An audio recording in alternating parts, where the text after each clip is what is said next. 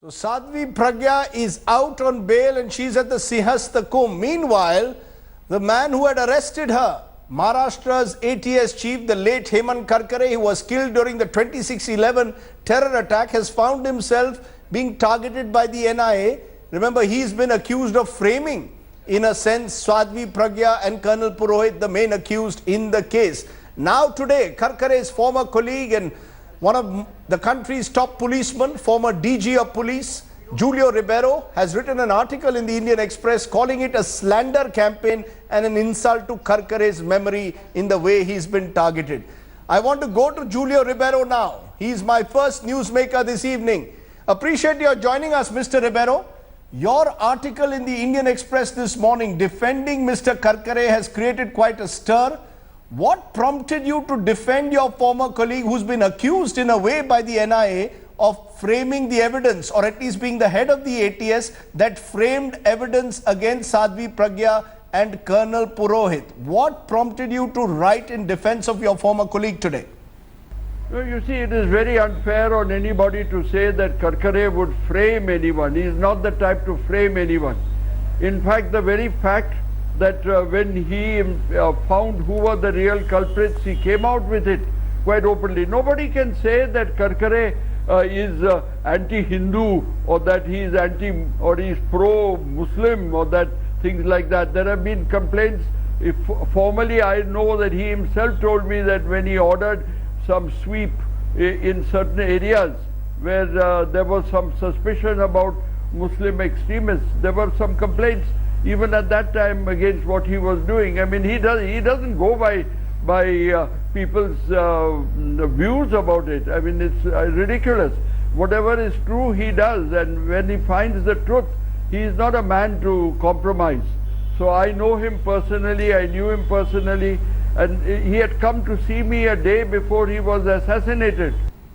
You know, my point, sir, I take your point that, you know, he is a fine officer, but the NIA is claiming they went by the evidence in the case, and the evidence, they said, suggested to them that some members of the ATS, the anti-terrorism squad in Maharashtra, had planted the evidence on Colonel Purohit in particular. How do you respond to the NIA, which is seen as the premier investigating agency now when it comes to terror attacks, making these observations? Surely they would go by evidence?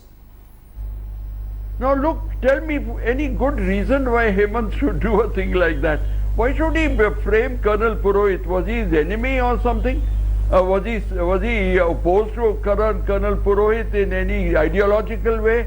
He knew nothing, I'm sure, about Colonel Purohit until he found those intercepts, and when he found all that evidence that he gathered.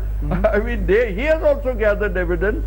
Now, somebody says nearby, which the NIA has approached, that they saw somebody from them from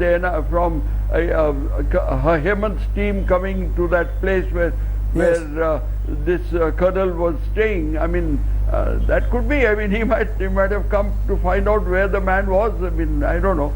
He could have come for many other reasons. But I refuse to believe, that Hemant Karkare would do a thing like that. You refuse to believe that Hemant Karkare would plant evidence on someone.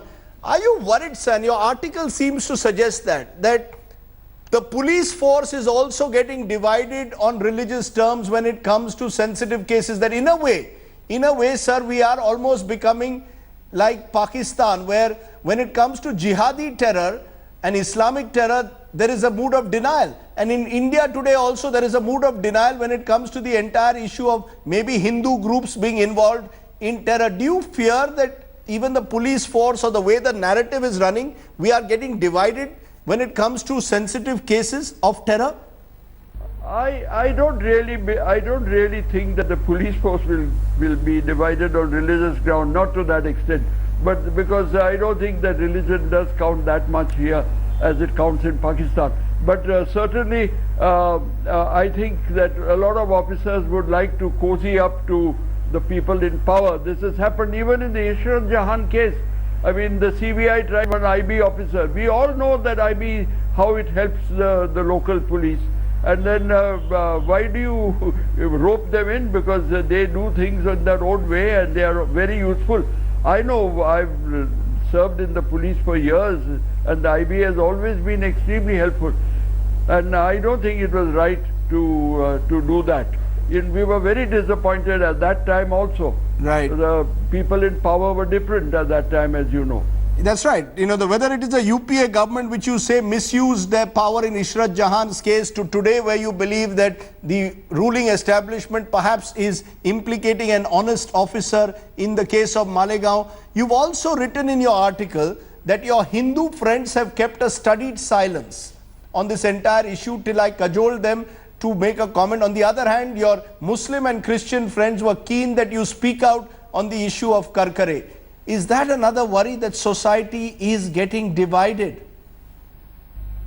Let me tell you that both sides were very, very, very quiet. I mean, they didn't want to, nobody wanted to comment.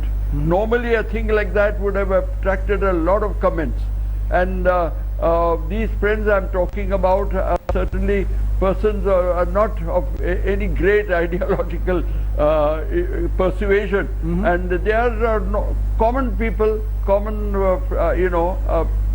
day-to-day friends. Yes. And I was surprised that when I mentioned what do you think about this, my Hindu friends were not very keen to talk about it, but when I told them drew them out, then when I mentioned that it is because of jihadi terrorism that this little bit of Hindu terror came. Not Hindu terror, I wouldn't call that Hindu terror, but I would call some few misdirected element who thought that now we must pay them back in their own coin. You know, I must ask you in conclusion, if Hemanth Karkare was alive today, what would he have said, seeing what is going on around him, that the case in Malegaon is completely falling apart? How would he, his peers, the police force now look at attempting to actually solve these sensitive cases, sir? Well, in the police force it has not been tarnished. I mean, it has not been, they consider that the insult. They certainly don't think that what they have said, what has been said about Karkare is correct. They just reject it. They have totally rejected it. I know even at the lower level. They have worked under him and they know that he is hardly the type to do anything which is wrong. And especially frame someone. And why should he frame? Please tell me one good reason why he should frame the Sadhvi or Colonel Purohit. Why? I mean, he didn't even know them probably. Julio Ribeiro, very strong words coming out in favor and defending your departed colleague Hemanth Karkare. I hope the country is listening to you, sir, at a time when these cases are becoming increasingly sensitive. Thank you so much for joining us there. Julio Ribeiro coming out in defense of Hemanth Karkare, a man whose reputation is being tarnished after he died in the 26/11 terror attack. It's a shame the manner in which Karkare is being dragged into this controversy.